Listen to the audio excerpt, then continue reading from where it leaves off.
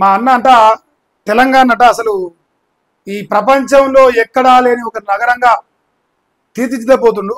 ప్రధానంగా అన్న ఇలా అయితే 4th సిటీ ఇలా శంకుస్థాపన అని వేయిండో ఆడి వేయిన కాడిగా ఎట్లుంటాయి చిలుక పలుకులు ఫుల్లు ఉన్నాయి. అలా ఏమంటానంటే తెలంగాణ రాష్ట్రంలో ఫ్యూచర్ సిటీకి ప్రపంచం మొత్తాన్ని రప్పిస్తారట. ఏం రప్పిస్తారట? ప్రపంచం మొత్తాన్ని మేధావులందరినీ రప్పించి ఫ్యూచర్ సిటీలో ఫ్యూచర్ అట బ్రహ్మాండంగా ఉంటాడట. అతని ప్రజలుగా మిమ్మల్ని అడుగుతున్నా, మా రేవంత్ అన్న ఫ్యూచర్ నాశనం చేస్తానికి వచ్చిన నా ఫీలింగ్. అవునా కాదో మీరు చెప్పి, నేనైతే గట్లే అనుకుంటాను. ఈ రాష్ట్రాన్ని ఇక లాస్ట్కి దివాలా తీపిచ్చి ఏం చేస్తారా నన్ను చెప్పులు ఎత్తుకపోయి దొంగ లెక్క చూస్తారు, కోసుకుంటారా, చంపుతారా, ఏం చేస్తారా నన్ను? ఏం చేయలేరు కదా అని ఇట్లాంటి పత్తిత్తు మాటలు మాట్లాడంగా చూసాను. కానీ సో మరి మన అమరాబాద్ని రూటు మార్చి ప్రపంచానికి ధీటుగా 4th సిటీని డెవలప్ చేశాట. అన్న ఉన్న సిటీ ఏం చేస్తుంది, ఏమంటారా ఫైనాన్షియల్ డిస్ట్రిక్ట్ ఏం చెప్తాంది, సికింద్రాబాద్ ఏం చెప్తాంది, హైదరాబాద్ ఏం చెప్తాంది, ఇప్పుడు మనం కొత్తగా సిటీ 4th సిటీ ఏం చేస్తుంది? ఇప్పుడు గూట్లో ఉన్నది అనే వ్యక్తి ఏట్లో ఉన్నది వ్యక్తి అని నమ్ముతారు లోకం. ఇలా రాష్ట్రాన్ని ఆగం చేస్తా ఉన్నాం. హైదరాబాద్ ఇలా మూసినది ఘోరంగా బతుకులు మొత్తం నాశనం చేసి పడేసింది. ఇన్ని రోజులు హైడ్రా ఉండే, ఇలా హైడ్రా పోయింది, దానికి తోడి అలా అది తయారైంది. ఇట్లా రాష్ట్రం మొత్తం కూడా ఆగం చేసుకుంటా మా అన్న చాలా నీతివంతమైన వాక్యాలు చెప్తే లోకం నమ్ముతలేరు.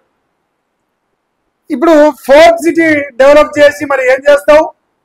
ఆ కొండారెడ్డిపల్లి లెక్కనో లేదంటే ఆ కొడంగల్ లెక్కనో 1000 కోట్లు సంపాదిస్తావా అని నాకు డౌట్ వచ్చింది. మీ తిరుపతి రెడ్డి గారు, మీ కొండరెడ్డి గారు ఆల్రెడీ 1000 కోట్లు సంపాదించుకునే ప్రోగ్రాంలో చాలా బిజీగా ఎవరు, మరి నువ్వు కూడా అదే ప్రోగ్రాంలో పోగబోతున్నావా?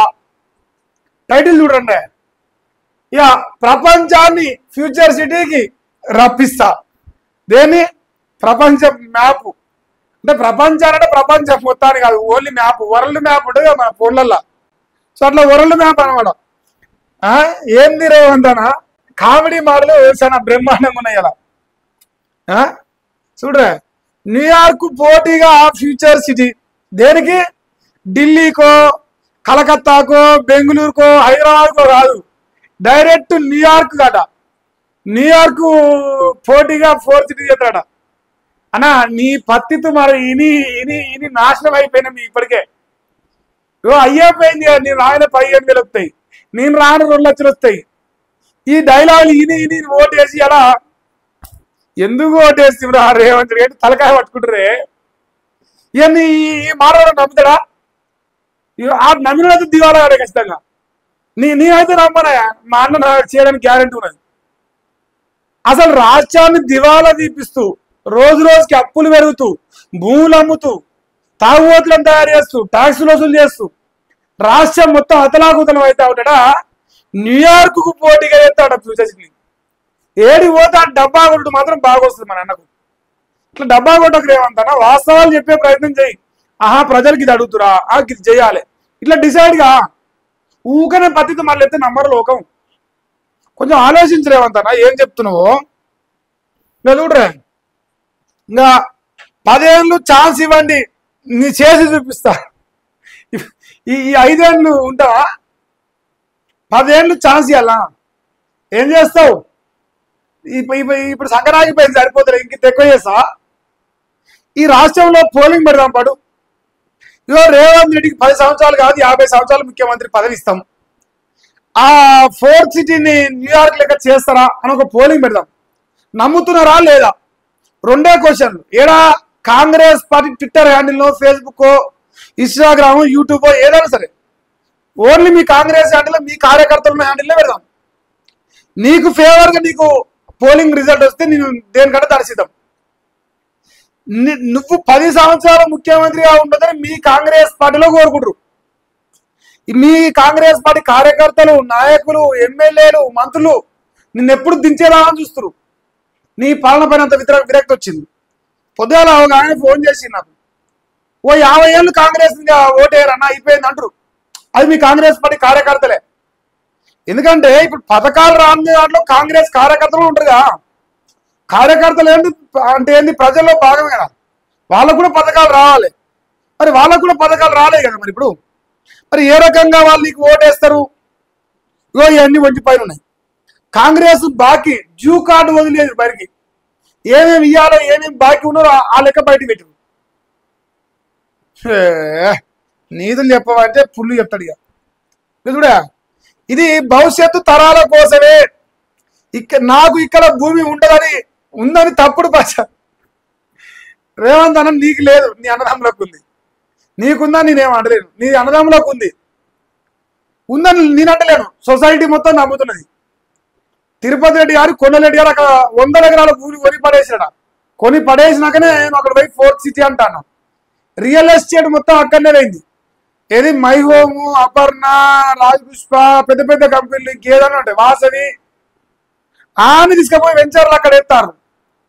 ఎందుకు ఎత్తారు? రేవంత్ రెడ్డి ముందే ఇన్ఫర్మేషన్ లీక్ చేసి వాళ్ళతో రియల్ ఎస్టేట్ వాళ్ళ కాడ కమిషన్లు తీసుకొని మరి అక్కడ టెండర్లు వేసామంటారు.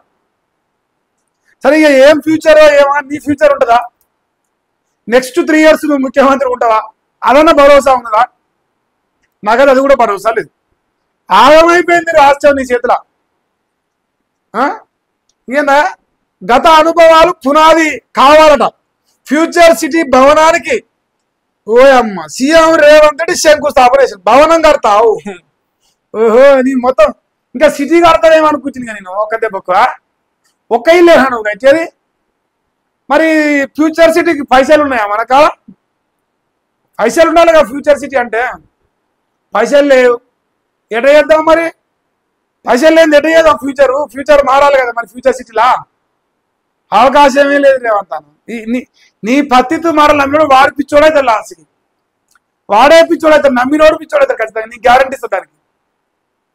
ఆయన ఫార్మా కంపెనీలని ఆయన నువ్వు ఫ్యూచర్ అంటారు, ఇంకో ఆయన వచ్చి డైరెక్ట్ పాస్ట్ అంటాడు. ఏమంటారు ఏం కథ నాయన మీ డైలాగులు పాడుగా.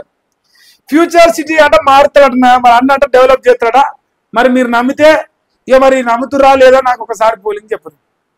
నేనైతే నమ్మను. మా అన్న ఎస ఉంటాడు. మా అన్న ఇప్పుడు ఇగో కేసీఆర్ని తిచ్చి ఓ 2 యూట్యూబ్ కుక్కలకు పైసలు ఇచ్చి యూట్యూబ్ ఛానల్ తెచ్చి కేసీఆర్ని లంగా కేసీఆర్ దొంగని ప్రచారం చేసి జనాలకు 6 గంటలు ఇచ్చి ఎదురొచ్చిన దేవుల మీద ప్రమాణం చేసి జనం నోట్ల మన్ను కొట్టి మా అన్న ముఖ్యమంత్రి అయింది. అటువంటి చరిత్ర కలిగిన మా అన్న రేవంత్ రెడ్డి గారు మరి ఫ్యూచర్ ఇస్తారంటే నేను నమ్మలేను. మన ఫ్యూచర్ మారుస్తే కదా ఆ ఫ్యూచర్ మారుతానికి. మళ్ళీ న్యూయార్క్ నగరంతో పోటీడ 10 ఏళ్ళల్లో. ఇంతవరకు ఈ 2 సంవత్సరాల్లో ఏమైనా తట్టడి మట్టెత్తినాయనా? ఏడనన్నా ఈ ఏ రకంగా చేస్తారని నమ్ముతాం. ఇప్పుడు రాష్ట్రంలో ఒక్క వర్గం కూడా సంతోషంగా లేదు. అది రైతులు కావచ్చు, నిరుద్యోగులు కావచ్చు, ఉద్యోగులు కావచ్చు, ప్రజలు కావచ్చు, విద్యార్థులు కావచ్చు. అంత ఆగమైపోయినది రాష్ట్రం. మన బతుకులు మారుతానికే చేతులు. ఇక ఫ్యూచర్ మారుతాడు. ఈయన గుడ్లో ఉన్నది వీకరా నాయన, ఏట్లో ఉన్నది వీక్తాను పోయినట్టు ఈయన అసలు ఉంటాయి.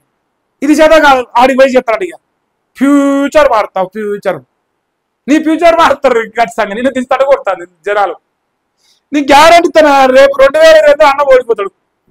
అన్నది ఓడిపోతాడు. నీ ఎవడొస్తాడో నాకు తెలియదు. కానీ అప్పటి వరకు రాముడు రాకాసుడు